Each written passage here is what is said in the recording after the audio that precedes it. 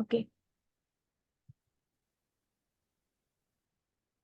Omagyantiminandasya Gyananjanjalakaya Chakshurunmilitam Yena Tasmai Shri Gurave Namaः. Shri Chaitanya Manobishtam Sthapitam Yena Bhutale Swayam Prakatamaham Dadati Swapadantikam. Hey Krishna Karuna Sindhu Dinbandhu Jagatpate Gopesha Gopika Kantha Radha Kantha Namastite. Taptakanchana Gaurangi Radhe Vrindavaneshwari Vrishbhanusate Devi Pranamami Haripriye. Jai Shri Krishna Chaitanya Prabhu Nityananda Shri Advaita Gadadhar Srivasadi Gaur Bhakti Vrinda.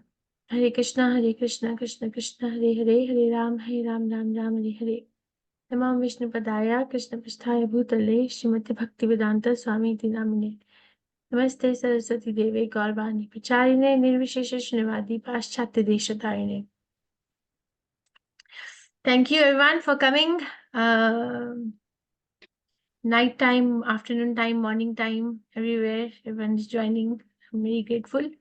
So we start chapter 3, which is called Karma Yoga, or Yoga of Action or Work in Krishna Consciousness. Let's pay our obeisances to Srila Prabhupada, and then Shri Radha Govinda. This is just a flash view overview of what happened so far. Oh, Krishna, sorry, in chapter 1 and chapter 2.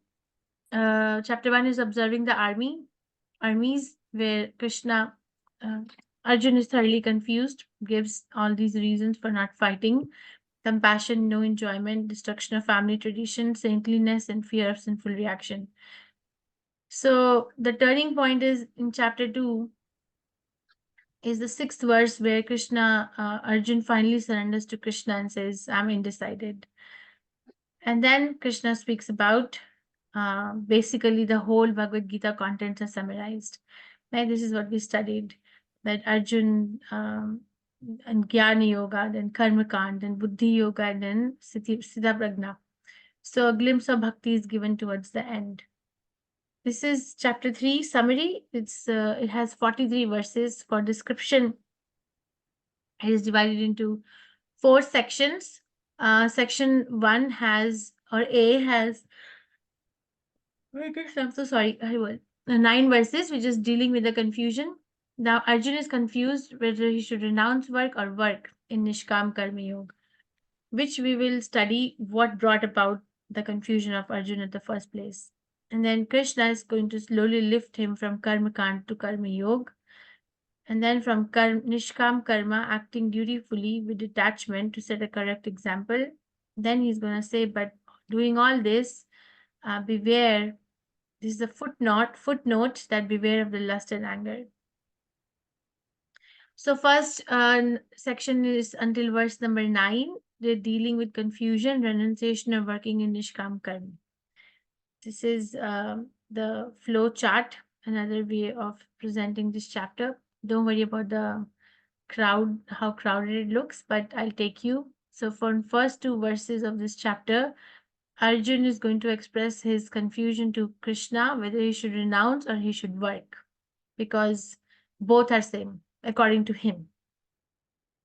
Or actually, according to Arjun, renunciation is superior to working, because soul doesn't need any work, right? Soul doesn't need any kingdom.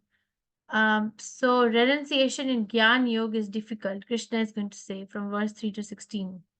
Is you renounce and go and sit in a forest or sit on the top of a mountain, but it is difficult. Why is it difficult? Because soul is very active. So prescribed action with detachment, Nishkam Karma Yoga, is better for Arjun. So one should go from Karma Kand to Karma Yoga. And then Krishna says here, even if Arjun is qualified for renunciation, he should still do Nishkam Karma Yoga to set the right example. Okay, so there are 2 reasons. One is that, first of all, it is difficult. That's not our psychophysical nature. So better to be honest and go for Karma Yoga, Nishkam Karma Yoga. But even if somehow or other we become so purified that we can, in fact, bypass this work and take to renunciation, then still work, because you have to set the right example. But there's a footnote for both of these paths, whether one works because one is active and that's the right way to go about it, or whether one works, because one has to set a right example. One needs to be careful about lust, which is a formidable enemy on the path of yoga. And one has to conquer the lust by deliberate spiritual intelligence. Okay, this is so again saying renunciation of work. Krishna, Arjun is going to ask this question to Krishna. How many questions Arjun asked to Krishna in Bhagavad Gita? Anyone knows how many? Anvya Mataji, how many? Mataji, I don't know. So by the end of Bhagavad Gita, we all must know, okay, how many questions is Arjun asking Krishna in Bhagavad Gita? Anybody? Rupa Mataji? You know, all these senior students now or graduates. Anyway, everyone is sitting in Bhakti Shastri has actually come a long way in their journey in Krishna consciousness. No doubt about it. I have no doubt about it. Okay, when you look at this map or this particular signage, what is happening? What thoughts are coming in your consciousness? You look at this way, that way, the other way. Yeah, what's coming in your thought process? Hare Krishna Mataji, like there's so many options, like which way to go. So either should I take this one or that one, or what am I exactly supposed to do? So Okay. that is a confusion, and or most of the times when we go through Mataji in our lives, like what is the right decision to take? So of course, Arjuna is being a great student of Krishna. He's teaching us. I mean, through him we are learning. So, so that is a confusion Mataji is going through. Thank Yeah. you. Is there anyone in this class who has never faced a problem in making decisions? Yes, seamless task. Yeah, anybody? Making decisions is a easy peasy lemon squeezy kind of a job. Yeah. So we all struggle to make decision. You know what makes us struggle? Because you have to live with the consequences. So we have to actually can't even say that, okay, I because you said that, so I'm doing this or suffering. No. So basically, Arjun is aware that if he doesn't make a good decision, then he's going to have to live with the consequences. So he's like going to delay fighting, of course, and then also kind of have Krishna speak more and more about this quality knowledge. So this way, that way. So Arjun says that ekam vada. Ekam vada means tell me one thing, Krishna. Don't say this also, that also. Because in second chapter, Krishna gave conflicting, apparently contradictory instructions, and he gives the knowledge of the soul, and then he describes the properties of the soul. Does he mention anywhere in description of the property of the soul, which is basically jnana, that soul needs kingdom, soul needs villages, soul needs, a family? Does he mention anywhere? Do you recall? He No, doesn't. Mataji. He just talks about, how transcendental soul is. But in the same chapter, from verse 38 to 53, Krishna talks about that how swalpam apyasya dharmasya trayate mahato bhayad. Like a little advancement on this path can save one from the most abominable the most abominable status, which is to obtain animal life again. So for that, he says, act. We make a little advancement on this path. We act, fight. So he is giving apparent contradiction. These are apparent contradictions. These are not real contradictions. Appear to be contradictory, but they're not contradictory. What's the connection? If you understand the connection, why I'm spending so much time here, because when we come to chapter 5, then you'll be able to understand what makes Arjun confused one more time. Here he's asking the same question. He's asking, no, whether I should renounce or I should work. Fifth chapter, he'll ask again. And by then, Krishna would have spoken about Gyan Yoga also. So what makes Arjun confused over there? But right now also we have to understand what makes Arjun confused over here. So Krishna speaks about in Bhagavad Gita, this is from Prabhupada's purport. In chapter 2, verse 49, Dure nahi avaram. Krishna tells Arjun, Krishna, to keep all abominable activities by far distant by Buddhi Yoga. So all abominable activities ring a bell in the head of Arjun means no activities. Means Buddhi Yoga is same as inertia, no activity. So Arjun thinks that Buddhi means intelligence. By using his intelligence, he should avoid all abominable activities and does not fight. Because according to him, so far fighting is an abominable activity. It involves killing, pain, bloodshed, destruction of the family dynasty, everything. Still, Krishna is urging him to fight. So, chapter 3 begins with Arjun's confusion to clarify this contradictory instruction. According to Arjun, renunciation, jnana, and work are incompatible. Okay, so this is actually we face this apparent contradiction in our lives as well. What is the most common reason what prohibits people from coming to Krishna consciousness? What's the most common, concern or reason given? Most common. To leave everything. To leave everything. Family, Yeah. everything. They want to enjoy life their own way. So yeah, so let's internalize. I will be forsaking my enjoyment, by coming to Krishna consciousness. My goodness, there'll be no colors. My goodness, only one color cloth. Eating only once a day. I don't know what austerity is. My goodness, no, no, no. Right? So, okay, who wants to recite this verse? Maybe Anya Mataji, Arjun Uvacha. Yes, Mataji. Arjuna Uvacha Jyayasi Cheta Karmanaste Mata Buddhirjanardana Tatkim Karmani Ghore Mam Niyojasi Keshava. Thank you. Arjun said, "Oh Janardhan, oh Keshav, why do you want to engage me in this ghastly warfare if you think that intelligence is better than fruity work?" So he's already given his opinion that this ghore mam, that kim karmani ghore mam. Why do you want me to engage in this ghastly warfare? Because you have already said mata buddhi jana jayasi chet karmanaste mata buddhi janadana. Buddhi is better.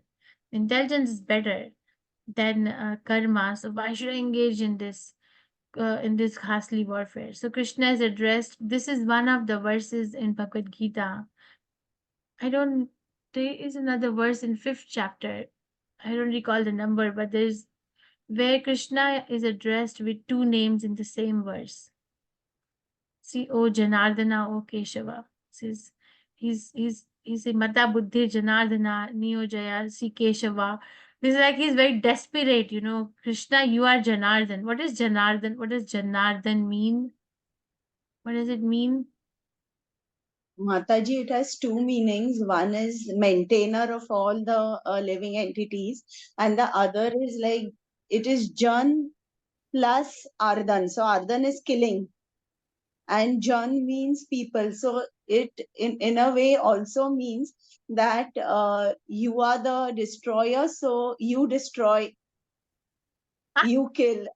Okay, thank you. And what does Keshav mean? Keshav. Killer of Keshi, You and know, also it means one who has good hair, curly black hair. curly black hair. Yeah. Yeah. So Krishna is addressed with two names, Janardhan and Keshav. This is just for fun, by the way. It's not gonna come in your Bhakti Shastri exam. That Krishna, you are the uplifter of all the living entities, but now you're causing my downfall. And Krishna, you killed a demon. Why are you asking me to kill my relatives? What is this apparent contradiction? Okay. Verse number 2. Anyone wants to recite? Rupa Mataji. Hare Krishna Mataji.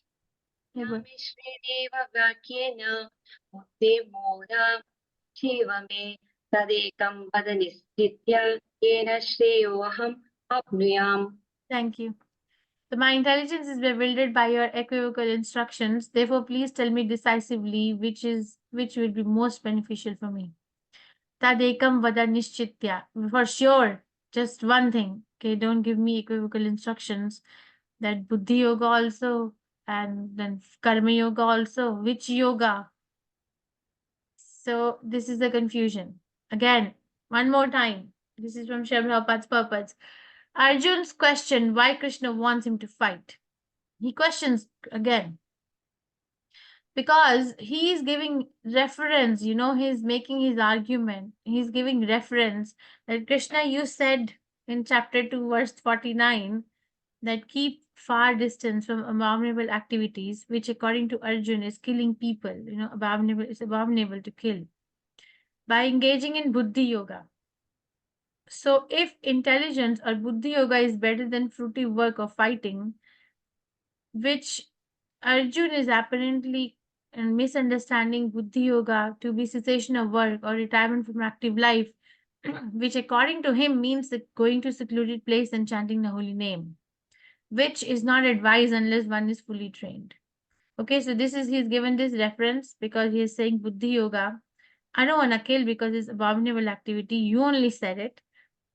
And you said use your intelligence. And according to him, intelligence means no work, retire, which according to him means going to secluded place and chant, which is actually not advised. So Arjun is confused by this is the second part, equivocal instructions. Fight or karma yoga in devotional service is same as renunciation or inactivity or jnana yoga, which is empirical philosophical speculation. Krishna is going to clarify Arjun's doubts in this chapter.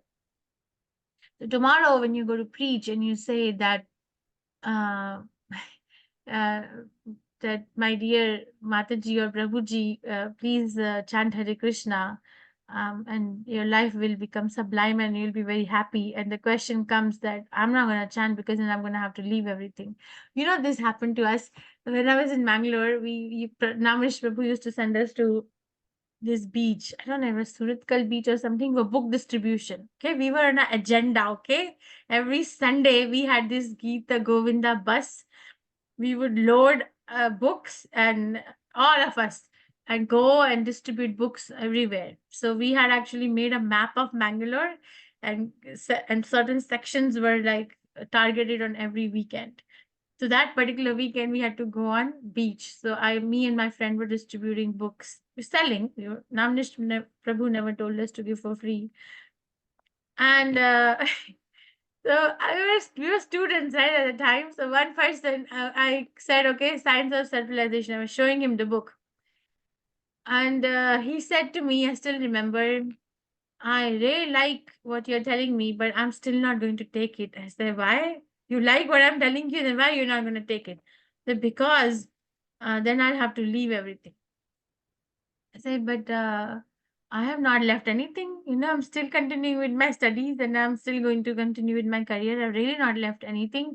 So I'm not telling you from the place of dishonesty that you have to leave everything. So I think Paramatma in his heart got like empowered him, and then he paid me extra money for Science of Self-Realization. So basically, this is a very common thing, when you go to preach, then also that we are not ready for renunciation. That's when we are 60 plus or 65 plus, and then we have fulfilled all our responsibilities. Yeah, do you hear this, or were we like this? Huh? Yes, Mataji. Responsibilities. Now the world is so bewildering. This is what is told to us by the outside voices. And when somebody really reaches the age of 60, 65 and have actually fulfilled the so-called responsibilities, how many people around us at that particular age, after fulfilling their responsibilities, are actually coming to Krishna consciousness? How many? How many are coming? They already have a fixed frame of mind. My way is the right way, and it's so difficult to engage them in this spiritual activity. Yeah, the responsibility, right? So this is like illusion giving birth to another illusion. And then there's so many TV shows, like, okay, I'll chant Hare Krishna, let me just watch one more, two more, and then only that more. Nothing else gets done. So don't get bewildered. and if we have doubt like Arjun, then let Krishna take the doubt out. So this brings to the second part, which is verse 3 to 9. Nishkam Karmayo. Krishna is going to start from where Arjun is. Krishna is a very good teacher. He's teaching according to the level of Arjun. He could have just forced Arjun to just fight and said that I'm showing you the stick and just get up and get back to the business. Because that's what I'm showing you. You have surrendered unto me. Your surrender means you're going to do what I'm going to tell you. But he's actually taking his time to build on this relationship. Okay, who wants to recite? If you want to recite the verses, you can let me know. Otherwise, we can quickly go. Yeah, I can, ma'am. Go ahead, Yeah. Sudarshan Prabhu. And then Kirti Mataji, you do the next one. Bhagavan Kesmin Vidvida Nishta Pura Prokta Mayanagam Jnana Yogena Sankhyanam Karma Yogena Yoginam. Thank you. The blessed Lord said, O sinless Arjun, I have already explained that there are two classes of men who realize the self. Some are inclined to understand him by empirical philosophical speculation, and others are inclined to know him by devotional work. Because it's already said that there are two classes of men, which I'll bring up. One is trying to understand Krishna by philosophical speculation, which is Sankhya Yoga, and some are trying to understand by Krishna through the direct process of bhakti, which is Buddhi Yoga. So Sankhya Yoga is an indirect process. Sankhya means counting also, right? We count. So Sankhya Yogis, like the yoga system taught by Kapila Muni in third canto Srimad Bhagavatam, there is counting of all the elements of the material world. So you count, and then you come to the root of that. Where are these elements coming from? So then, but at the root is Krishna, right? But it depends on personal endeavor and is unsure of success, because one may get tired of counting anyway, or one can get bewildered by counting. So it is very important that person who is following the Sankhya philosophy has initial purification, which is required by prescribed duty. Okay, but in Krishna consciousness is the direct method, which we will also discuss in different kinds of yoga ladder. And here we depend on Krishna's mercy, a process of depending entirely on Supreme, and it's sure of success. And sadhya and sadhan, ends and means are the same. Krishna consciousness is itself the purificatory process. Sadhya and sadhan, anyone who is a perfected devotee and anyone who is a practicing devotee, the means for a practicing devotee to become a perfect devotee is the same as the means of a perfected devotee to attain Krishna is. There is no difference. They both are chanting Hare Krishna Mahamantra. Okay, they both are following the same process. They both have surrendered to Krishna as the ultimate goal. The level of realization is different, yes, but the process is the same. Okay, so this is what he's saying, that there are two classes of men or devotees who are trying to understand self. One is indirect, which is philosophical speculation, and one is direct, which is Krishna consciousness. Philosophical speculation without any corresponding activity to practice that philosophy is a very dry process. How much can you read in a day? How much can you read in a day? 24 hours? Can you read a book 24 hours? Gosh. What's the latest attention span of a current Kali Yuga person? Current Kali Yuga person, what's the latest attention span? Throw a number. 7 minutes. 40 minutes. 7 minutes, okay. Anya Mataji, what did you say? 40 minutes. 40 minutes. I knew you were going to say something like that. Okay. Anyone else? Very- Average is 15 minutes. So basically, if you're talking to someone, if you're giving a class, you have to engage every 10-15 minutes. Otherwise, people in India have their tummies full of food. People in Australia are ready for bed. People in US and Canada have just woken up. So, all right. So Okay, Kirti Mataji, are you there? You want to recite this? Yes, Mataji. न कर्मणाम् अनारम्भान् नैष्कर्म्यं पुरुषो अश्नुते न च सन्न्यासनाद् एव सिद्धिं समधिगच्छति. Thank you.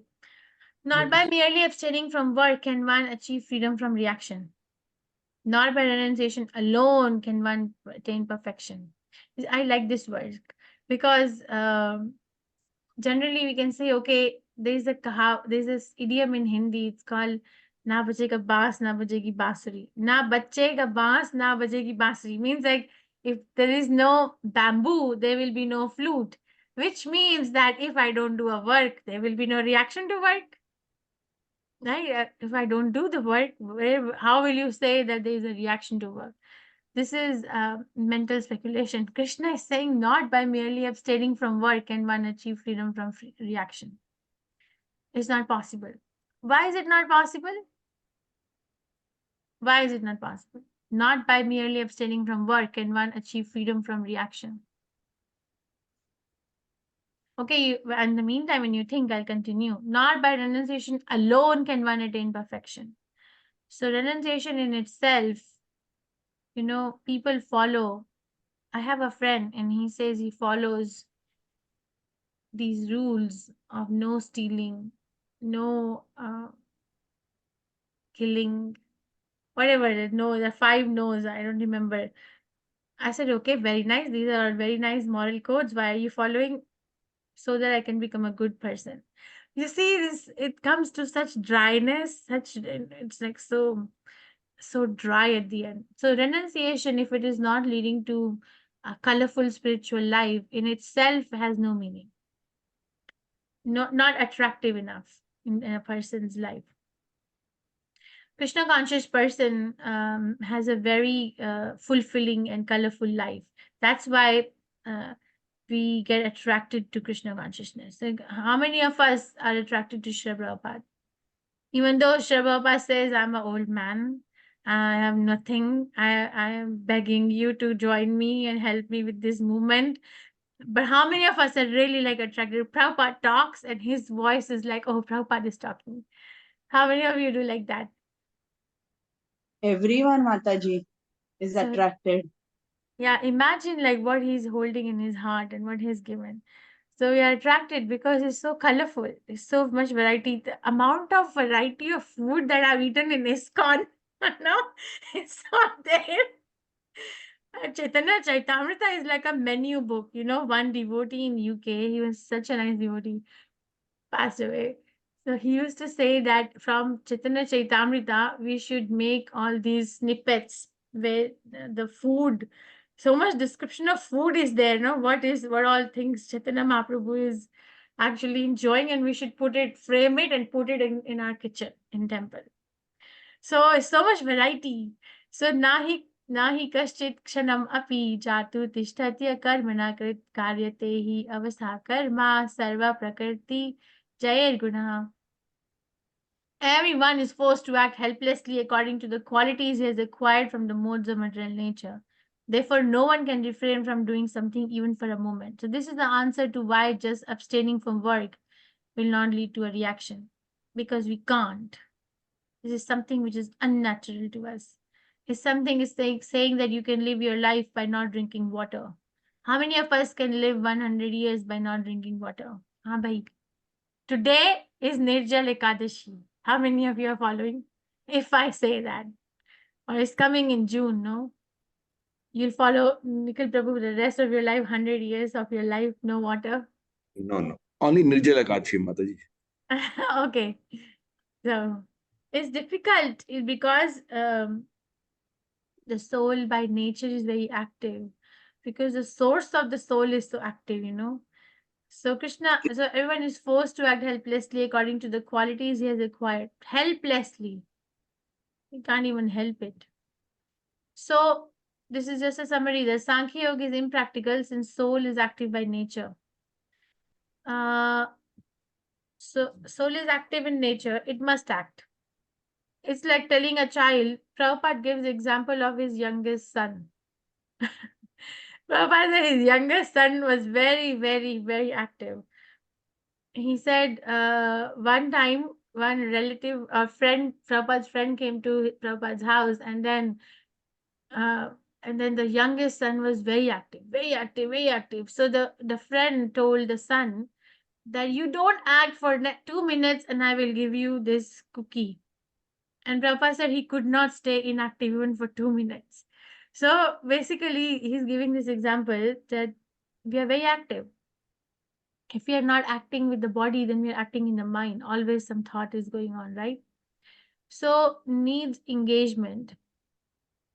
So we are active, let it be engaged in a proper manner. So if we are not engaged properly under the regulation of the Guru Sadhu Shastra, then we will be engaged by the illusory energy, which will lead us to sinful activities. Okay, activity is there, accept that. But if the activity is dictated by illusory energy, it leads to fall down. But if the activity is regulated, then it leads to then there is no loss even if there is fall down. Okay, so but what happens, which I think all of us know, but Prabhupada repeats this in this verse, that the soul, which is very active, when it comes in contact with material nature, it acquires the material modes. Acquires. That is why prescribed duties are recommended in the Shastras for a conditioned soul, because prescribed duties purifies the soul from affinities and then it gives strength by which one can continue in Krishna consciousness. Okay, so otherwise this pathway is followed. But understand that I'm active, understand I'm in contact with material nature, understand that I have acquired modes of nature, so I can regulate my activity, retrain myself to do this. Okay, if we don't do that, if we're not going to follow the regulative principles of freedom, then this is what happens. Who wants to recite?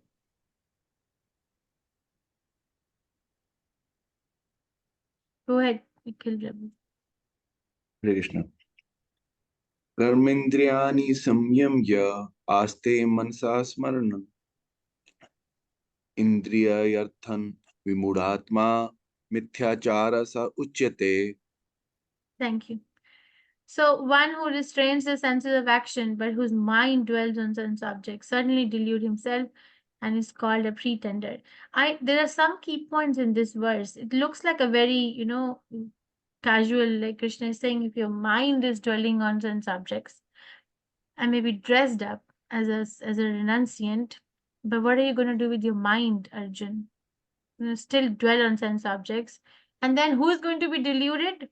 If the mind is dwelling on sense object, according to this verse, who is getting deluded or who is getting cheated? Huh? Who is getting, read the verse and tell me who is getting the translation, who is getting deluded? One who Himself, restrains Mataji. Himself. Himself. We are actually deluding ourselves and is called a pretender. So we are thinking that we are able to actually delude or cheat others by attracting attention to the fake renunciation show that I'm putting up. But I'm actually, Krishna, saying you're deluding yourself. It's not, it's nobody else is getting deluded. And it's called a pretender. So dangerous.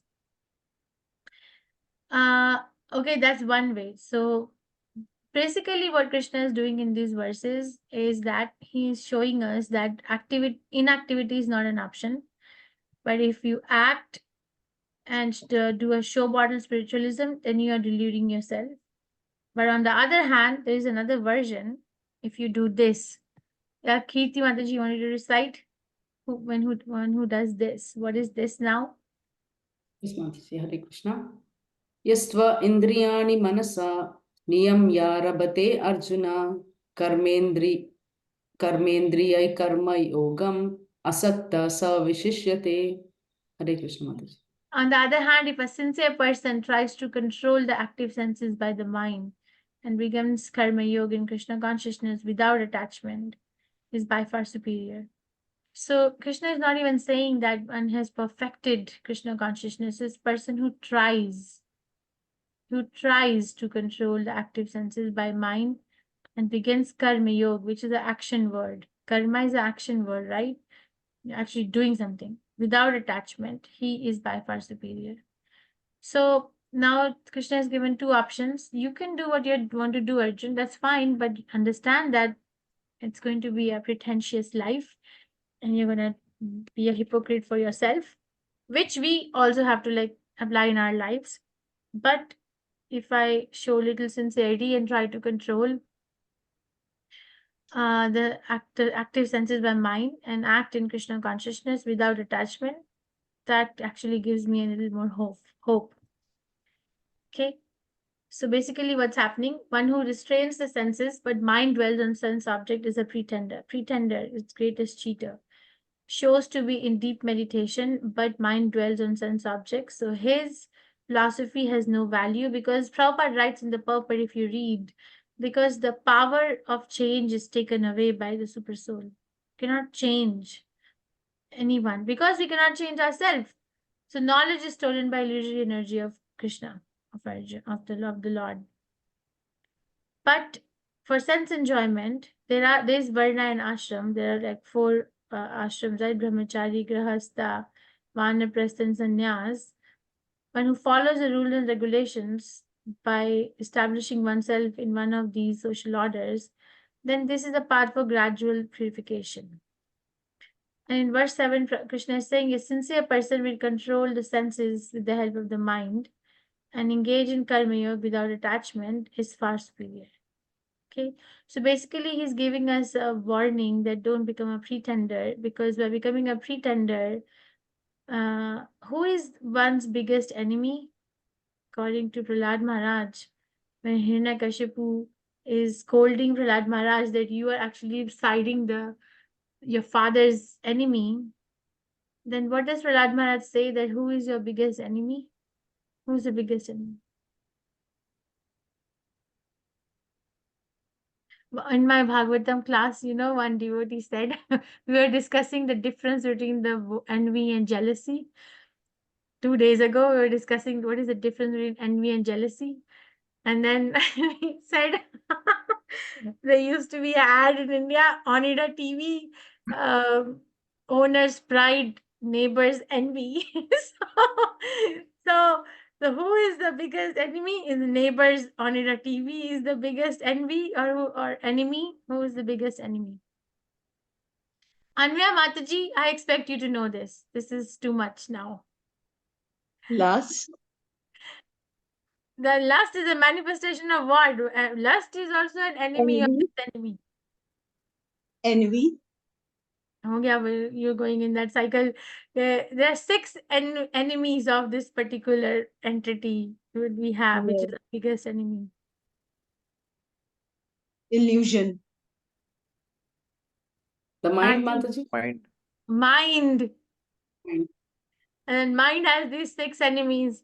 Yes, so mind is, Prahlad Maharaj says there is no other enemy other than your own uncontrolled mind. No other enemy. That uncontrolled mind, not even one's own, one's neighbor's TV. Oh my God. Okay, so understand that in this verse that Krishna is explaining, don't become a pretender. It's not going to fetch any good. Become a sincere person. Actually, he's giving options. He's not saying don't do this, don't do that. He's actually saying that these are your options. You see, I'm playing it out to you. So, okay. Now he will give his opinion. Bhai, who wants to recite this? Rasamai Mataji, would you like to say?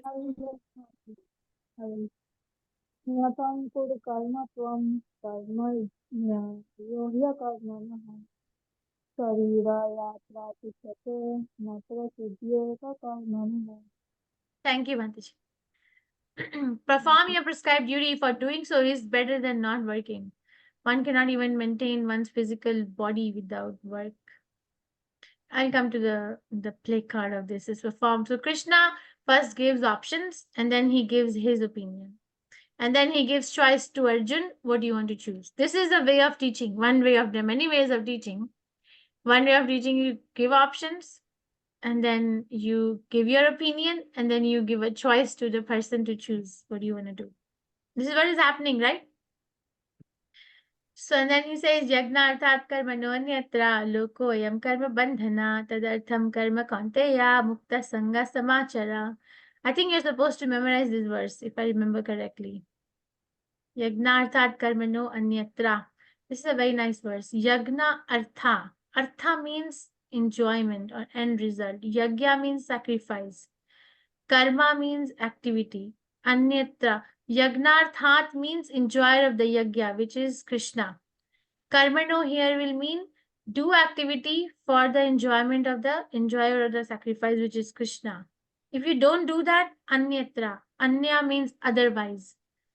If you don't do that, loko ayam karma bandhana. You will be bound.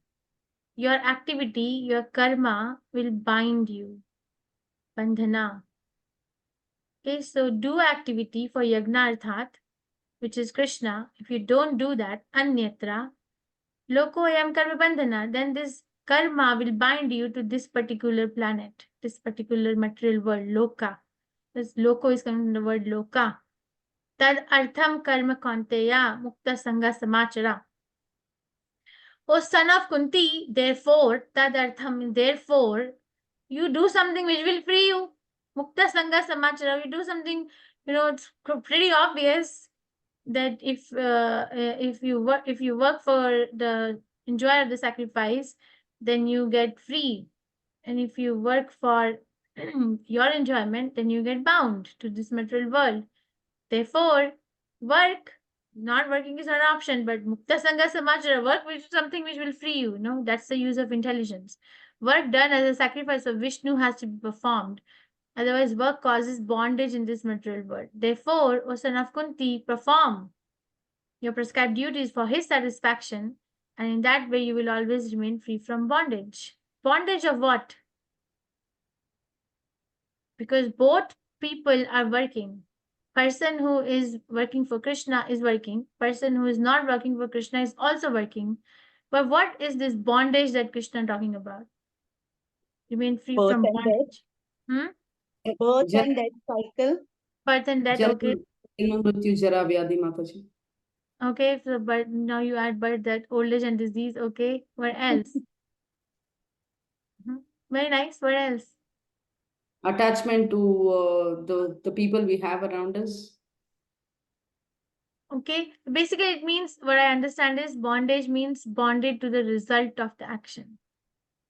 Remember, what is that very karmani eva adhikaraste ma phaleshu kadachanan? Krishna defines, in a good relationship, the boundaries are built early on. So the relationship between soul and super soul, Krishna is building the boundaries early on. And your boundary is you can only work, you're not entitled to the result of the work. So it's a marker, people study psychology, people do this, that. We study Bhagavad Gita, understand everything. That the boundaries are built early on. Your boundary is you can work, but you're not entitled to the result of the work. So here it says you'll remain free from bondage of the work, at the result of the work. If you are bound to the work and you're doing it for your own sake, then you have to assume the responsibility of the result of the work. Which basically means in Arjun, if Arjun is going to fight, thinking that he is a Kshatriya and he needs to rule, then he needs to suffer the consequences or enjoy the consequences for his own sake. Right? But if he fights because Krishna is asking him to fight, then Krishna will take the responsibility. It's like Prabhupada gives example of a soldier fighting on behalf of a government. Right? A soldier goes on the field and kills on behalf of the government. And when the soldier comes back after winning the war and gets a bravery medal, you killed so many people, right? But if the same soldier, because now he knows how to kill, can shoot someone or kill someone for their own enjoyment, the same government punishes the same soldier, right? Because the enjoyer was someone else. So it makes so much difference. What is this verse? What is this photograph? Which part of Srimad Bhagavatam, or what is happening here? Jaldi, I'll finish the class in next. The Rajasuya Yajna, Mataji. Okay, by who? Who is this? Very nice. Who is this? Yudhishthir. Very nice. And who is this? Krishna. Very nice. And who is this? Narad Muni. Yeah, when is this happening? When is this happening? In Indraprastha, when Yudhishthir was performing the Rajasuya Yajna, he has invited everyone, all the kings and other people. Very nice. This is happening after the war is over and Yudhishthira Maharaj was enthroned as the king. And then Krishna tells Yudhishthira Maharaj, go to Narad Muni and learn how to rule. Even though Krishna is sitting right there, he can teach Yudhishthira Maharaj, but he tells Yudhishthira Maharaj, go to Narad Muni and learn how to rule. And these teachings are there in 7th canto Srimad Bhagavatam, where Narad Muni is teaching Yudhishthira Maharaj 4 social orders, 4 spiritual orders, how to lead a good family life. All these chapters are there, 4 chapters are there where Narad Muni is explaining Yudhishthira Maharaj. Okay, performing prescribed duties is better than not working. Prescribed duties performing gradually purify the heart. Renouncing the prescribed duty will lead to fall down since activity is given up before purifying the heart. So Arjun is a grahastha, he is a kshatriya. He should engage himself in war, not renouncing and going to forest. Just imagine, people think Krishna consciousness means giving up, and here we are loud and clear about the fact that Krishna consciousness means taking up more responsibility. So work should not be given up capriciously without purification of materialistic propensities. And then perform work as a sacrifice to Vishnu, or work causes bondage. Action or work which is performed for satisfaction of Krishna or Vishnu is not binding but liberating, but must be done under the able guidance of a spiritual master, and it gradually elevates and develops transcendental loving service to Krishna, and then one goes back to Krishna. But if somebody is performing the action not for Krishna, then it causes the bondage in whatever Kirti Mataji and Aniya Mataji said. And sense gratification, either good action, bad action, doesn't matter, leads to continuation of our perpetual material existence. Okay, the choice is clear. He has played out his cards, and now we can understand that which way to choose from. Then there are 3 types of yoga ladder which are explained in this chapter. One is called extended yoga ladder, one is called progressive yoga ladder, and one is called expressive yoga ladder. The extended yoga ladder is like old school and comes from animal life to human form of life, performs karma kandiya activities, dhanam dehi, putram dehi, rupavati bharya dehi, all those dehi activities. And then performing dharma, artha, kama, moksha, sakam karma yoga. One becomes purified and then performs sakam karma yoga. Sakam karma yoga means one is still attached to the work and the fruit of the work. So I will give a portion of my result of my work to Krishna, but I'm going to keep the majority for myself. But when one gets still higher than that, one performs Nishkam Karma Yoga. Nishkam Karma Yoga is one is attached to the type of work, but is not attached to the fruit of the work. I am only going to serve Krishna by cooking for Krishna, but I'm going to not think that I'm going to eat or I'm going to be the enjoyer. Krishna will be the enjoyer. So attached to the type of work, but not attached to the fruit of the work. That Nishkam Karma Yoga. Subtle difference between Nishkam Karma Yoga and Bhakti Yoga is that. And then Nishkam Karma Yoga, when one does that, one wants to now develop philosophical speculation, which is Jnana Yoga, which is also compared to sunshine or Brahmajyoti. And then Ashtanga Yoga, further advanced, which is compared to the sun disk, which includes mystic siddhis. And then Bhakti Yoga, purification of Ashtanga Yoga is Samadhi, and this Samadhi, when one becomes realizer of Krishna and then engages in his service, which is like entering the sun planet. This is extended yoga ladder, everything. Then progressive yoga ladder is animal life. Then one does karma kand, which is under the Vedic injunctions, regulatory sense gratification. Gets purified from that, sakam karma yoga, devotee with selfish desires. Nishkam Karma Yoga, but even in the stage of Nishkam Karma Yoga, one can start performing sadhana bhakti. Devotees with no desire for personal interest. And then can actually bypass Jnana Yoga, Ashtanga Yoga, and go directly to Bhav Bhakti or Prem Bhakti.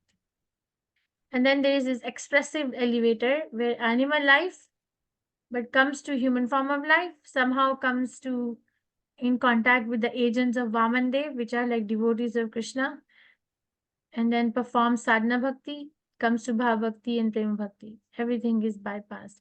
So Krishna consciousness is this express ladder. Can actually go very quickly in this life. One life we can do it. Okay, so far we have studied. I want everyone to understand what makes Arjun ask this question, the renounce or work. I spent quite a bit time explaining that and expect everyone to understand. If not, then bring it up. And then Krishna plays it out, says there are two classes of people who try to understand the self. One is by philosophical speculation, another one is by devotional service. And then he says that, you see, philosophical speculation is very tiring. How much can you read? How much can you philosophize and play around in the mind? Devotional service is activity. Then he says that if you renounce, what are you going to do with your mind, huh? You go and sit in the jungle and eat the fruits and chant Hare Krishna, but what are you going to do with your mind? What did Maharaj said one time?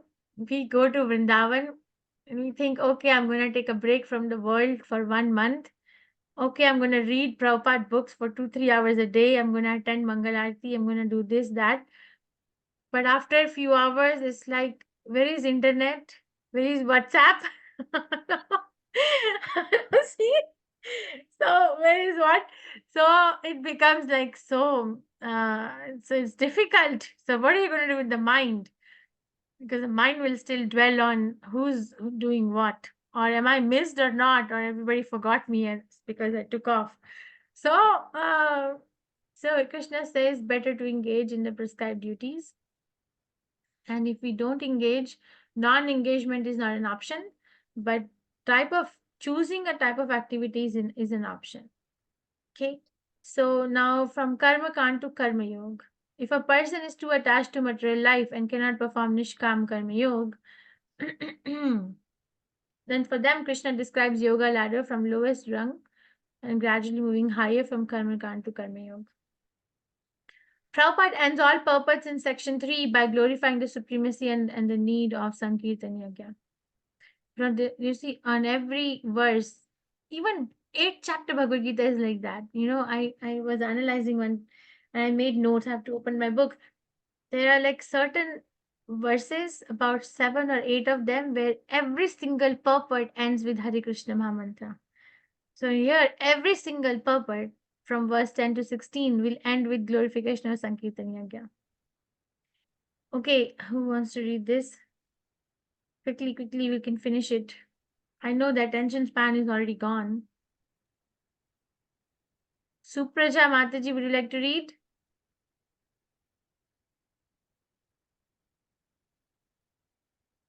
I don't know if she's hearing. Mataji. Yes, go ahead, Mataji. सह यज्ञा प्रजा सृष्ट्वा पुरोवाच प्रजापतिः अनेन प्रसविष्यध्वमेष वोस्त्विष्ठ कामधुक्. Thank you. So in the beginning of creation, the Lord of all creatures sent forth. I'm going to go a little quick because these a lot of verses can be grouped together in this section. In the beginning of creation, the Lord of all creatures sent forth generations of men and demigods, along with sacrifices for Vishnu, and blessed them by saying, Be thou be happy by this yagya sacrifice, because its performance will bestow upon you everything you desirable for living happily and achieving liberation. So this is how the creation began. And then the demigods, being pleased by sacrifices, will also please you, and thus by cooperation between men and demigods, prosperity will reign for all. So Krishna is telling about karma kand. If you want a happy life, it's not that it depends on your winning the war. It actually depends on satisfying the demigods. And then he describes the cycle of sacrifice, very famous, that Krishna says in the beginning, God sent forth the Vedic injunctions. Vedic injunctions define what is the duty, what duties are, what the codes of conduct are. And when one follows the Vedic injunction and performs the duties, that is as good as performing the sacrifice. And from sacrifices come the rain, from the rain come the grain, and from the grain come the food stuff. Now, what do you do to complete this cycle? Offer it back to Krishna. Okay, so offer it back. We'll come back to it again. But why will we offer it back to Krishna or Yagnartha? Why? Because by performance of yajna, all activities become purified as it is stated in the Vedas. Ahara Shuddho Sattva Shuddhi, Sattva Shuddho Dhruva Smriti, Smriti Labhe Sarva Granthinam Vipramoksha. By performance of yajna, one's eatables become sanctified. And by eating sanctified foodstuffs, one's very existence becomes purified. By the purification of existence, finer tissues in the memory become sanctified. And when memory is sanctified, one can think of the path of liberation. And all this combined together lead to Krishna consciousness, the great necessity of present-day society. Okay, just by eating purified food leads to all this. This is from Prabhupada's purport. So, in charge of various necessities of life, the demigods being satisfied by performance of yajna, sacrifice will supply necessities, all necessities to you. But he who enjoys gifts, such gifts without offering them to demigods in return is certainly a thief. Stena eva saha. Yubhumte stena eva saha. So basically, you have to complete the cycle.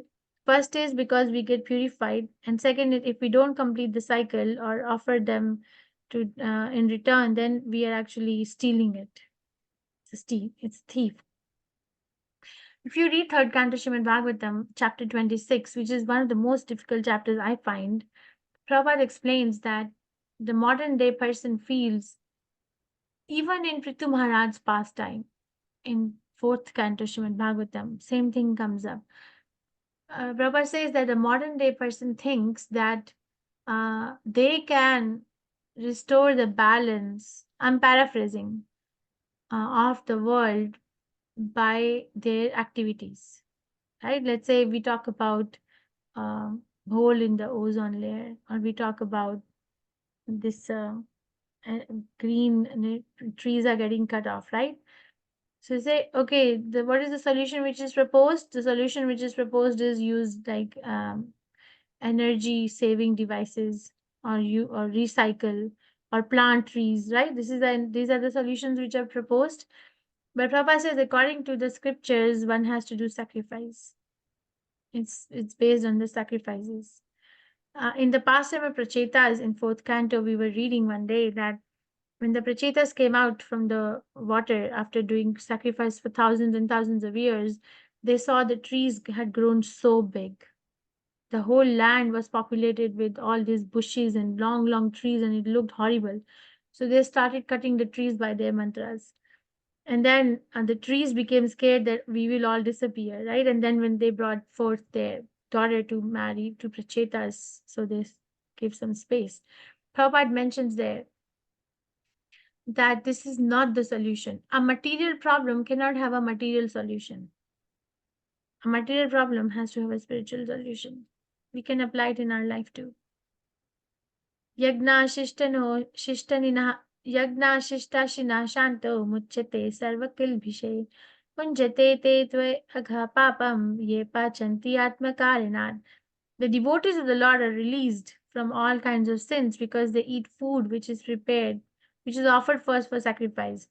Others who prepare food for personal sense enjoyment verily eat only sin. So many restaurants and shops opened up, but only eating sin.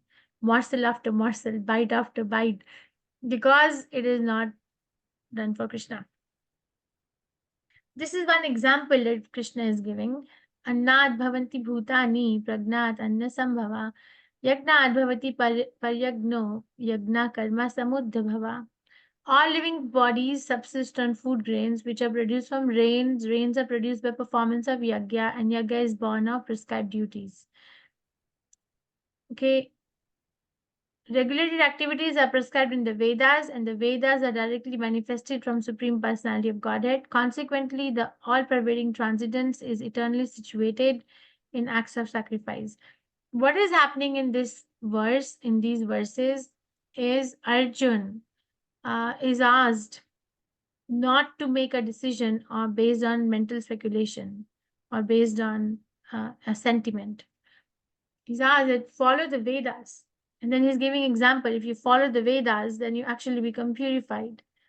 And the example that Krishna has picked up is food grains, right?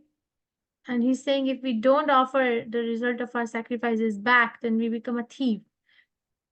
So there is more detail to what Arjun is saying and what Krishna is answering. Your understanding Arjun's question appears superficial now, right? To me, it does. Does it appear superficial to you that how will I, should I fight or should I renounce? Because what does Arjun really want to do? What does he really want to do? Does he want to fight or does he want to renounce at this time? He wants to renounce. He wants to renounce. So it appears superficial now, right? That the renunciation is appearing, or not yet. Are you still convinced that we should just renounce or he should just renounce? Krishna is explaining from different angles that you see your existence in material. First, he gave apparent contradiction of jnana, soul needs no kingdom, soul doesn't need any sinful activities. Krishna is saying, but you are missing the core point. Soul is active, very active.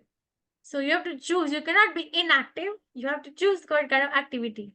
Then he says, but you see, jnana is superior to activity or karma yoga.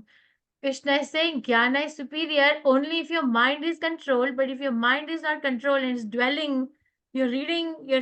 But if you're dwelling, the mind is dwelling on sense objects, then where is the superiority? Until you reach that point, you don't talk about it. What is it? First deserve, then desire, kind of a thing is happening here. So what we deserve is this act. Now choose an activity. If the mind is not purified, you're not ready for Krishna consciousness, fine. Krishna wants everyone. Fine, you're not ready for Krishna consciousness, then do karma kand or follow the Vedic literature, Vedic injunctions. Don't regulate. Vedic injunctions teach regulation. Okay, this is what is happening. So performance of yagya, all living entities depend on food grains. And the food grain production depends on rain. Production of rain depends on performance of yagya or sacrifice. Yagya is born of prescribed duties. It's not born of planting many trees, which the present day scientists are claiming. It's not even born on, recycling. I'm not saying those are not good things, but that's not the solution. That's the midway. Okay, then prescribed duties are given in the Vedas, and Vedas come from Krishna. So basically, the purpose of human life is to please Krishna. And the best process is to follow unalloyed, undeviating devotional service, which in this particular yuga, we are very fortunate to have an easiest process, which is chant Hare Krishna. But if somebody is not ready, then come to Vedas and do this cycle. Again, all embodied beings subsist on food grains produced from rains, which depend on sacrifice, and sacrifice is born out of prescribed duties, which are given in Vedas, which come from Krishna. Now, my dear Arjun, one who does not follow in human life the cycle of sacrifice thus established by the Vedas certainly leads a life full of sin. Aghayor indriyamo. Okay, living only for the satisfaction of senses, such a person lives in vain. Mogham partha sajivati. First he says very strong words, verily eats only sin. Not offering to Krishna, eating food, only sin. And then says not living to perform sacrifice, living in vain. My God, if somebody comes and tells us you're completely useless, your life is useless, what you eat is useless, Is it sound like a bully, you know? Does it sound like a bully? Oh my goodness. What is, can't you see something good in me? No, nothing. There's nothing good in you because it's useless. You're a thief, you're living in vain, and you're eating only sin. But this is out of compassion. You see, Prabhupada explains that sometimes a parent should not do, but sometimes the parent punishes the child. Sometimes a very strong punishment is given in the form of a slap or a stick. But does that mean that the parent doesn't love their child anymore because they have given this punishment or said like this? Does it mean like that? You have children, do you do that to them? Or have you done that to them if they're grown up now? Yeah, but does it mean that you don't love your children? So Krishna is actually making it very loud and clear that your act of renunciation is baseless. Even if you look at it from karma kandya vichar, which actually is, okay, my physical existence and emotional existence. Karma kandya vichar is according to physical and emotional existence, right? Or even if you look at your existence from spiritual angle, it is still baseless. So Krishna goes so deep. Okay, I think we can do till here today to understand that what makes Arjun confused, understand that where is it coming from, understand where Krishna is coming from, and how he's slashing both the arguments. He gave two arguments, right? Why about his confusion? What are the two arguments, or what are the two references that Arjun gave in the beginning?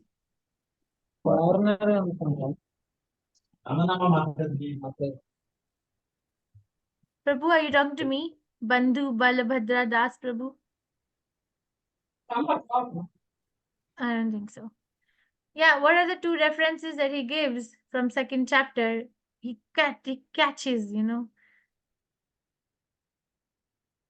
Sometimes when the couples fight, they say like this, like that particular day, this particular time, you said this. So Krishna is caught now by Arjun. You said this in this chapter in this particular way. So what are the things he said?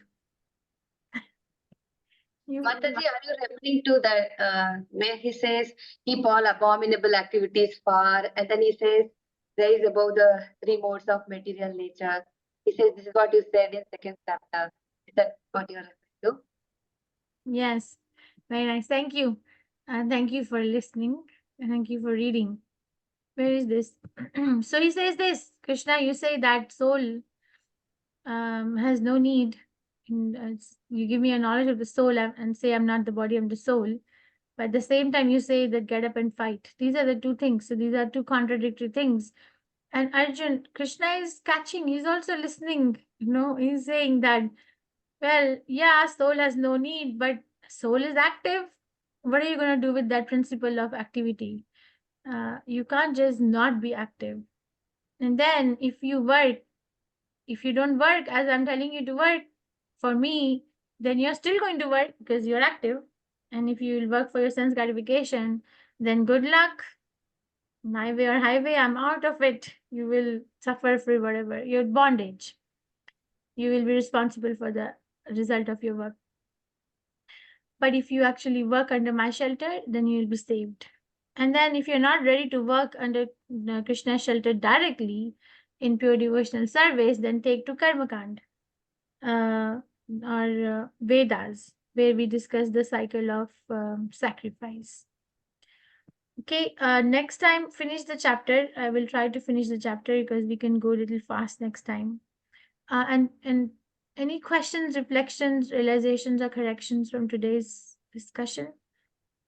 And I'm hoping after today's teacher meeting, I have meeting later today with everyone in Bhakti Shastri, all Bhakti Shastri teachers, that I'll be able to update all of you with the questions, weekly homeworks, and your open book assessments. Questions, reflections, realizations, corrections.